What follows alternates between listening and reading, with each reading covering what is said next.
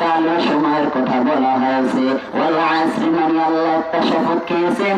এ মুসলমান ইমানদার মনে রাখতে হবে, এই এলাকার যুবক ভাই তোমার জন্যই তো আজকে বয়ানের প্যান্ডেল করা হয়েছে। এ মুসলমান ইমানদার ভালো কইরা মনে রাখতে হবে, কোনো কিছু বুঝাইতে গেলে, কোনো কিছু যদি টাইট বুঝাইতে হয় তখন মানুষ কসম কাটে। কি কাটে? কসম কাটে। যখন কথাটা কেউ বিশ্বাস করে না, যখন কথাটা কেউ সত্যি প্রকাশ করতে পারে না, যখন কথাটা টাইট বোঝায় না, তখন আপনারা দেখছেন ছোটবেলায় ছোট ছাত্ররা ছোট পোলা মানে কিন্তু কসম কাটতো যে আমার মায়ের কসম কইরা বলি, আল্লাহর কসম কইরা বলি। আল্লাহ বলে যে আল্লাহর পরে কারো কসম কাটতে হয় না, কসম কাটলে একমাত্র আল্লাহকেই কসম কাটতে হবে, আল্লাহর কসম কাটতে হবে। দুনিয়ার কোনো মানুষের কসম কাটা হারাম, কোনো মানুষের উপরে কসম কাটা যাবে না, মা বাবার কসম কাটা যাবে না, সন্তানের কসম কাটা যাবে না। কসম কাটতে হলে আল্লাহরই কসম কাটতে হবে। এই জন্য বলি আমরা ছোটবেলা দেখতাম মানুষ কসম কাটে, ছোট ছোট বাচ্চারা কসম কাটতে। আমরা এক সময় হয়তো ছোটবেলা কাটছি না যাই না, অনেক সন্তানরা কসম কাটে আমার মায়ের কসম দিয়ে করেছি, এরকমের আমি কাজ করিনি, আমি মাটির কসম খাইয়া করি, এরকমের কাজ আমি করি নাই। ছাত্ররা এগুলো বলে কি বলে না? ছোটবেলা অনেক জিনিস এগুলো বলে। আল্লাহ রাব্বুল আলামিন এই আয়াতের এই সূরা নাজিল করার আগে, সূরা নাজিল করার সময় আল্লাহ কসম কাটছেন এজন্য যে দুনিয়ার মানুষকে আল্লাহ রাব্বুল আলামিন বুঝাইতে চেয়েছেন কসম কেটে মানে কি সত্য করে কথাটা বলা হয়েছে। এজন্য আল্লাহ রাব্বুল আলামিন সময়ের কসম কেটে বলে ওয়াল আসর, সময়ের কসম কাটা হলো।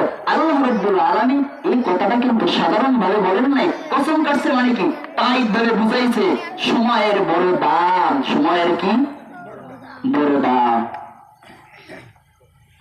এক সময় এই সূরা শানে নজুল হলো, এক সময় আমার নবী পয়গম্বর আরবি সাল্লাল্লাহু আলাইহি ওয়াসাল্লাম, সবাই বলেন সাল্লাল্লাহু আলাইহি ওয়াসাল্লাম, সাল্লাল্লাহু আলাইহি ওয়াসাল্লাম নবীজি যখন মক্কা নগরীতে ছিল, আপনারা জানেন ঘটনা, ইতিহাস অত টানার আমার প্রয়োজন নেই, আপনারা অনেকেই জানেন নবীজির অনেক বিরোধী দল ছিল কি ছিল না?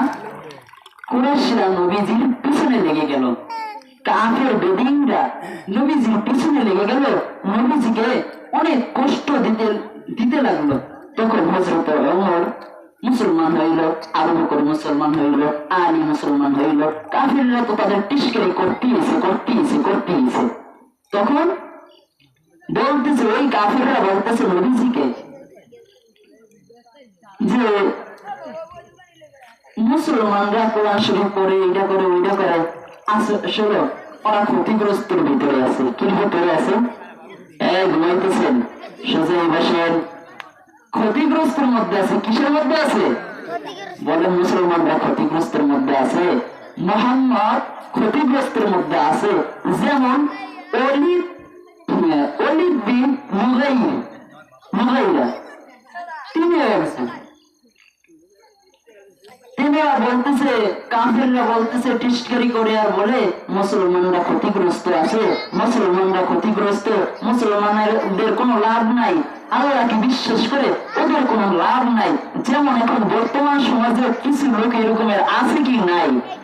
আছে, যারা আলেমরা আমাদেরকে দেখতে পারে না। বাবা, এটা কিন্তু রাগের জন্য বলি না, এটা আপনাদেরকে খারাপ জানার জন্য বলি না, এটা বোঝানোর জন্য আমি বলতেছি। দেখেন আজকে মুসলমানদের মধ্যেই মুসলমানরা আলেমদেরকে বাঁকা নজরে দেখে কি দেখে না? এটা কিন্তু আমি বোঝানোর জন্য বলি, কেউ রাগ করবেন না।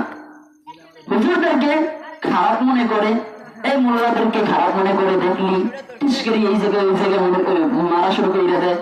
আসলে কি আলেমদের মর্যাদা স্বয়ং আল্লাহ রাব্বুল আলামিন দিয়েছেন। আলেমদের মর্যাদা কে দিয়েছেন? আল্লাহ।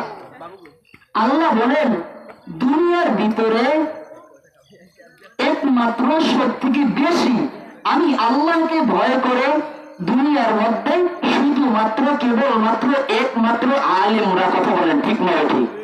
আল্লাহ রাব্বুল আলামিন বলেছেন দুনিয়ার কোন সন্তান বলে নাই, আমার বাবা বলে নাই, আমার দাদা বলে নাই, আমি বলি না, স্বয়ং আল্লাহর কোরআন আল্লাহ নিজেই বলেছেন যে ইন্নামা ইয়াখশাল্লাহ মিন ইবাদিহিল উলামা।